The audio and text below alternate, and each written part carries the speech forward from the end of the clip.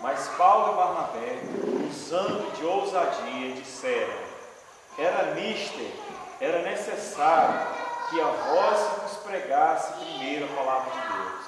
Mas visto que a rejeitais e não vos julgais dignos da vida eterna, eis que nos voltamos para os gentios.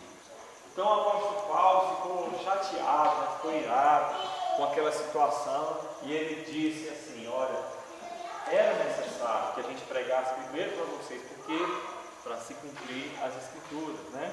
Para se cumprir as escrituras, então era necessário que nós primeiros pregássemos para vocês, judeus. Mas visto que vocês não são dignos da palavra, vendo que vocês não merecem a palavra de Deus, que vocês não fazem questão da pregação, que não se importam,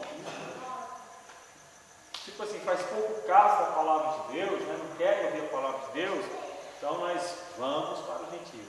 Quer dizer, nós não vamos mais falar para vocês, nós não vamos mais pregar para vocês. Hoje a gente até é melhor, mais bonzinho que Paulo, né? Muitas vezes, né? Muita gente, igual falaram hoje para a Dila, né? Eu tenho medo da palavra, até que menos mal, né? Tem medo da palavra. Mas tem pessoas que você vai pregar o Evangelho e elas realmente não querem nem saber. Não quero saber disso não, eu tenho outros pensamentos, já tenho minha religião, eu não discuto religião, não sei o quê. E a gente vai e ainda insiste com aquela pessoa, né? Outra oportunidade que você tem, você insiste de novo, a pessoa não quer e tal, e você está insistindo. Mas o apóstolo Paulo aqui não insistiu não. Ele vazou. Assim como o Senhor Jesus disse para os discípulos, né? Jesus separou 70 discípulos e os enviou de 2 em 2 às aldeias, aos vilarejos, aos povoados, às cidades. Eles próprios, né, que cresceram. Mas visto que a rejeitais e vós não julgais dignos, quer dizer, eles próprios estavam julgando mesmo que Eles mesmos, né? Não foi que o apóstolo falou assim, não, vocês não são dignos, eles mesmos. Eles se deram esse título, né? Então Jesus disse, então vocês, quando vocês entrarem numa casa, vocês dizem, paz seja sobre essa casa. Se aquela casa é de paz, eles vão receber vocês vão ficar lá o tempo necessário para pregar e faz ali o que for preciso. Agora, se eles não receberem vocês dão meia volta, pegam o sapato de vocês e tira o pó do sapato de vocês. E a paz retorne para vocês. E a paz, se vocês desejarem para eles que eles não quiseram, ela vai ficar com vocês, vão retornar para vocês. Quer dizer, eles rejeitaram. E nós muitas vezes ainda insistimos com algumas pessoas, né? Vamos ter misericórdia, né? Amém. Então, eis que nos voltamos para os gentios. Verso 47. Porque o Senhor assim nos mandou.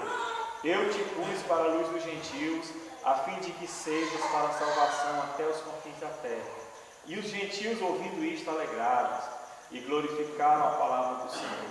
E creram todos quantos estavam ordenados para a vida eterna. Eu sempre gosto de frisar quando a Bíblia glorifica a palavra de Deus, quando a Bíblia exalta a palavra de Deus, quando ela mesmo se exalta, né? Porque não é o que a gente costuma ver hoje em dia, né? A gente até tem falado aqui muitas vezes, né? De que se fala de tantas coisas, se prega de tantas coisas, e se exalta tantas coisas, se honra tantas coisas, mas a palavra de Deus fica sempre de lado, muitas vezes. E esses gentios que ouviram isso, quando eles ouviram assim, não, então agora nós vamos para os gentios. Os gentios acharam maravilhoso. Nossa, vamos para nós então a palavra de Deus vai vir para nós e tal, e foi um motivo de alegria. Quer dizer, então até eles achavam que era condenado, né? Eles tinham essa agora são salvos. Então foi uma boa notícia que eles receberam, né? Eles se viam desprezados pelos judeus, né? Por ser gentios. Agora iam ao inferno, né? E que já estavam condenados para o inferno. Aí vem o apóstolo deles, de Deus, e diz que agora não, a salvação vai vir para os gentios. Pronto. O que eles fizeram? Glorificavam a palavra do Senhor. E creram todos quantos estavam ordenados para a vida eterna. Palavrinha interessante, né? Quem foi que creram aqui? Todos os que estavam ordenados destinados para a vida eterna. Como assim? Como isso? A Bíblia, ela nos dá a entender que existe uma predestinação. Mas existe até uma discussão muito sobre o destino, então não precisa fazer nada, porque já está no destino, está escrito, não, mas também é assim. Mas ele anda junto, porque aqui diz que creram todos os que estavam destinados. Creram, então foi necessário crer. Né? Se eu não crer também não adiantou nada. Se eu não fizer a minha parte, não vai adiantar. Crer, tudo bem. Tem o crer, mas tem o seguir também. Né? Não adianta nada crer e não fazer. Sem obras, né? Sem obra é morte. Minha fé sem obra é morte. Então não estou salvo, eu vou para o inferno, mas então não interessa o que eu tenho que fazer para ele. Isso, tem um custo. A Bíblia diz que nós devemos andar de forma digna do Evangelho, digna daquilo que nós somos chamados. Então aqui, quem foram as pessoas que creram? Os que estavam destinados para a vida eterna. Foi o que eu falei aqui no domingo passado. Aqueles que de antemão conheceram, aí que se predestinou. Aos que predestinou, aí que se chamou. Quer dizer, ele não chamou, a obra de Deus é completa. Ele é pré, não está falando. Ele predestinou porque foi antes, né? Foi lá no princípio, antes da fundação do mundo, nós somos predestinados. Né? E aos que predestinou, aí ele se chamou. Aos que chamou, se ele nos chamou, nós ouvimos o seu chamado. Então a estes justificou com o sangue de Jesus. Né?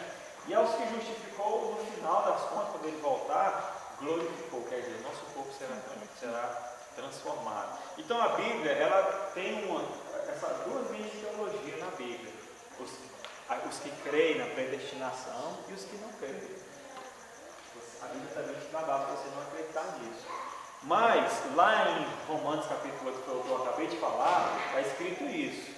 E também existe, lá em Romanos, também, que é o apóstolo Paulo, que é o mesmo que, não é o mesmo que escreveu, mas era o mesmo que estava falando essas coisas aqui, né?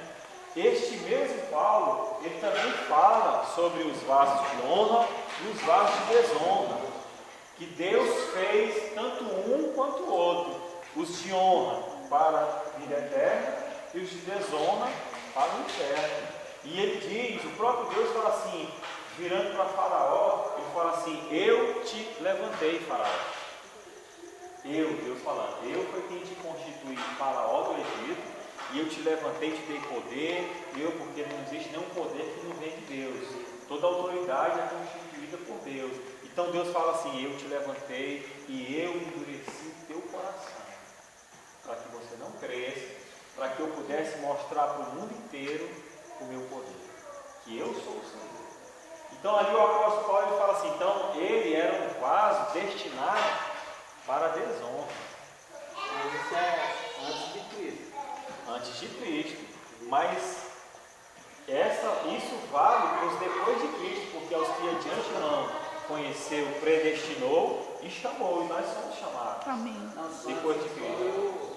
Sobre o Faraó. Do coração, porque baseado nisso aí, tem uns irmãos que falam que tem gente que não tem jeito, que eles são para perdição. E eu não acredito nisso. Eu também não. Já está predestinado para o inferno. Por isso que eu estou falando isso. Já falaram a respeito desse rapaz aqui, do pastor. Então, por isso que eu não acredito. Uma vez, minha mãe conversando com um pastor, né? Pastor mesmo, né? Bem respeitado, estava bem Goiânia e tal. E ele falou que minha mãe falou assim, não, cara, ele é um cristão predestinado para o inferno. Não adianta você orar por ele, não foi não? Foi. Não adianta. Olha aí, ó, hoje é pastor. Amém. Mas não pode mudar. Hã? Não pode, tipo assim, Deus predestinou assim. Esse tipo de pensamento muito doido sobre esse negócio de predestinação. Nós somos predestinados, nós temos predestinado que nós vamos para o céu. Deus predestinou, nós aceitamos, então hoje nós vamos para o céu. Mas então assim, eu não sei como vai acontecer isso, posso desviar do caminho também e ter isso tudo, posso. Você acha que quem está predestinado no inferno pode, Deus também pode pagar um preço por ele? Mas segundo a teoria da predestinação, não pode. Segundo a teoria, a teologia, É, Mas teologia. aqui, ó, contrariando essa teologia, né? Então quer dizer, Então, ou não existe predestinação, ou todos são predestinados. O pastor, aquele pastor barbudinho, como é que é o nome dele? o Cavalcante. O pastor Cavalcante deu, você lembra? Isso. Que ele falava assim, como que eu sei? Aí alguém perguntou, como que eu sei se eu sou predestinado? Ele falou, ninguém sabe. Quando você entrou, estava escrito predestinado. Então é o seguinte, o que a pastora Adriana está falando. É isso que eu ia falar agora. Qual que é a melhor explicação para isso? Porque aqui diz, creram, todos os que estavam predestinados, creram. Todos os que estavam predestinados naquele lugar ali, naquela reunião ali, creram. Quer dizer, que todos aqueles que foram conhecidos e predestinados e chamados, eles acreditaram. Então eles foram salvos. Mas e aqui? Vamos trazer para nós aqui, né, nos nossos dias. Todos que estão aqui também creram. Entraram e estava Todos escrito vocês, predestinado. todos nós aqui que fomos predestinados, cremos. Mas os que estão lá fora, que nós pregamos para eles, e um tem medo, o outro não acredita. Talvez seja assim, que automaticamente quando você crê, você está predestinado. Pronto. É a melhor explicação que existe é isso. Resumidamente é isso aí. Então o que acontece? Qual que é a palavra de Jesus? Vinde a mim todos os que estáis cansados e sobrecarregados, e eu vos aliviarei. Vos aliviarei. Eu acho que você está no crer. Isso, exatamente. Você automaticamente está predestinado. Então, a chamada de Jesus é para todos os que estão cansados. No caso aqui dos fariseus, eles não estavam. Estavam, mas não reconheciam. Então, Jesus disse, vinde a mim todos os que estáis cansados e sobrecarregados. Então, o Cavalcante, o pastor Cavalcante, lá que era professor nosso do seminário, ele teve essa sabedoria de explicar e nós achamos interessante. Imagina ali, aquela placa lá. Na porta do céu vai estar escrito assim, vinde a mim todos os que estáis cansados e sobrecarregados, e eu vos aliviarei. E essa porta do céu, toda a humanidade está vendo. Todos tiveram a oportunidade de ler o que está escrito ou de ouvir, que Jesus chamou. Ok, agora nem todos creram. Por isso que sem fé não tem jeito. A predestinação sem fé não é possível. Você consolida a sua predestinação, você carimba o seu passaporte através da fé. Aqui diz os que creram, né? Então, digamos que nós, claro, né, cremos, aí nós vimos lá escrito, então nós entramos na porta do céu. Digamos que a placa está aqui. Aí atravessamos. Quando você atravessa, aqui já tem outra placa dizendo eleitos desde a fundação do mundo, ou antes da fundação do mundo. Você entendeu como é que é? Então você ultrapassou e aí o que a Dina falou. Agora aqui já mudou. Então eu que criei, fui predestinado, eu criei, então agora já mudou aqui, ó. Eleitos desde a fundação do mundo. Povo de propriedade exclusiva de Deus, nação santa, né? Sacerdócio real, povo comprado, adquirido por Deus. Está tudo aqui escrito. Ó. Agora antes disso aqui, está aqui, vinde a mim. Obrigado, mas se crer. Se crer, então quer dizer, predestinou e tal, né? Então, predestinar é determinar. Já está determinado. Você foi feito para isso. Antes que você nascesse. Antes que o mundo existisse. Predestinado significa que ele predestinou. Se você quiser, você vai. Se você não quiser, você não vai. Agora, se falar destinado, aí já está destinado, não tem como. Está determinado. É determinado, só pré. Se você quiser, você crê. Davi disse que todos os nossos dias estão escritos na palma da mão de Deus. Todos. Então Deus conhece todas as coisas. Ele sabe até os que vão crer e os que não vão. Ele sabe. Ele sabe de todas as coisas. Agora eu não aceito alguém falar assim, não vou orar pelo fulano, porque ele é daqueles. Mas como assim? Eu acho isso o verdadeiro anticristianismo. É os Rockefeller, pode Existe, ser. Para mim, isso daí é o verdadeiro anticristianismo.